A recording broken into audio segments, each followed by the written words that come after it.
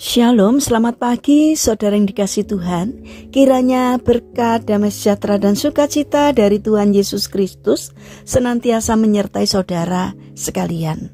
Sebelum kita mendengarkan firman Tuhan dan renungan, marilah kita berdoa. Tuhan Allah Bapa yang Maha Baik, kami sungguh bersyukur atas kebaikan dan kemurahan-Mu ya Tuhan. Karena Engkau Tuhan yang selalu melindungi dan memberikan pertolongan dalam kehidupan kami.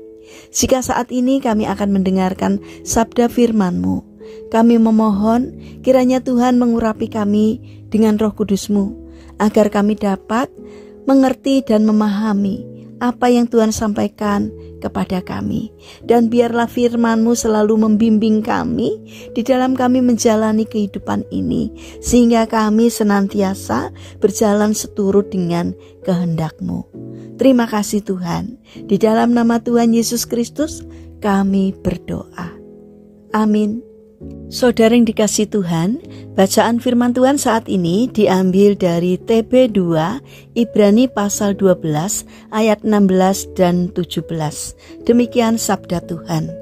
Janganlah ada orang yang menjadi cabul atau tidak suci seperti Esau, yang menjual hak kesulungannya demi sepiring makanan. Sebab kamu tahu bahwa kemudian ketika ia hendak menerima berkat itu, ia ditolak sebab ia tidak beroleh kesempatan untuk memperbaiki kesalahannya, sekalipun ia mencarinya dengan mencucurkan air mata. Tema renungan saat ini adalah menghargai kasih karunia. Saudara yang dikasihi Tuhan, tentu kita sudah mengenal dengan baik kisah Esau yang menjual hak kesulungannya kepada Yakub demi roti dan sepiring kacang merah. Akibat dari perbuatannya itu, Esau kehilangan berkat dari hak kesulungannya dan Tuhan memberikannya kepada Yakub. Namun mengapa penulis kitab Ibrani mengatakan bahwa ini adalah seperti perbuatan cabul? Kata cabul yang dipakai dalam bahasa aslinya menggunakan kata pornos, yang merupakan akar kata dari porn dalam bahasa Inggris dan menjadi kata porno dalam bahasa Indonesia. Kata porno biasanya berkaitan dengan kegiatan seksual, namun Alkitab tidak pernah mencatat dosa seksual yang dilakukan oleh Esau, sehingga jadi menarik ketika penulis kitab Ibrani mengatakan bahwa perbuatan Esau adalah seperti perbuatan cabul atau tidak suci.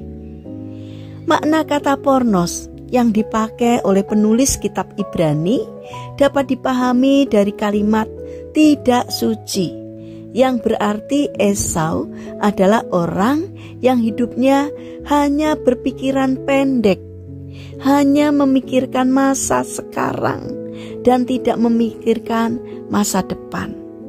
Hal ini nampak ketika Esau tidak dapat menolak sepiring makanan dan berkata, "Sebentar lagi aku akan mati.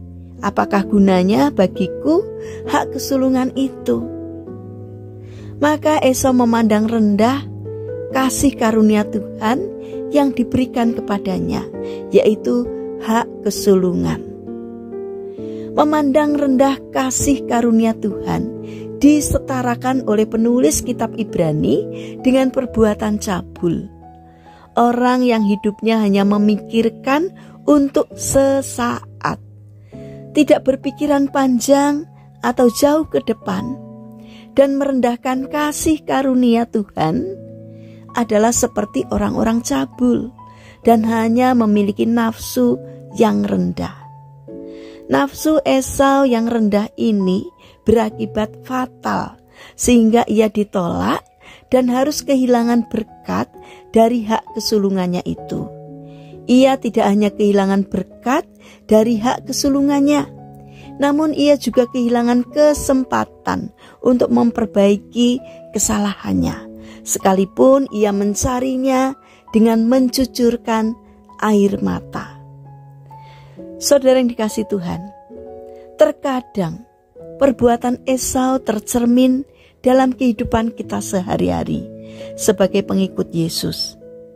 Sebagai pengikut Yesus, kita menerima banyak kasih karunia dalam bentuk berbagai hak istimewa. Kita memiliki hak istimewa untuk berkomunikasi langsung dengan Tuhan melalui doa dan pembacaan Alkitab. Namun terkadang kita memandang rendah dengan perasaan malas dan enggan.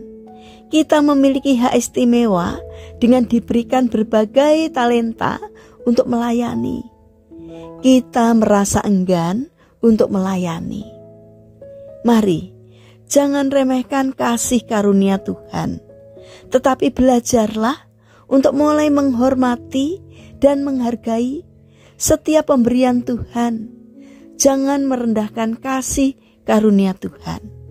Mari, mulailah bertekun dalam doa dan menghormati Tuhan sebagai Raja semesta alam dan sumber berkat serta kekuatan kita. Mari kita bangun karakter taat, karena dengan ketaatan kita akan dapat mengalahkan hawa nafsu sehingga tetap menghormati Tuhan. Mari kita berdoa. Tuhan Yesus yang Maha Baik, terima kasih karena Engkau telah menjadikan kami anak-anak-Mu. Bantulah kami ya Tuhan, agar selalu setia kepadamu dalam setiap jam-jam doa kami, dan selalu rindu untuk datang ke hadirat-Mu ya Tuhan. Bapa yang baik, saat ini kami mendoakan bagi mereka yang mengalami permasalahan dan kesulitan hidup. Kiranya Tuhan berkenan hadir untuk menolong mereka. Bagi mereka yang sakit, kiranya Tuhan memberkati setiap upaya yang dilakukan, sehingga mereka memperoleh kesembuhan dari Tuhan. Bapa yang penuh kasih, saat ini kami berdoa bagi mereka yang sakit. Kiranya Tuhan memberkati setiap upaya mereka, dan kiranya Tuhan berkenan untuk menjamah dan menyembuhkannya.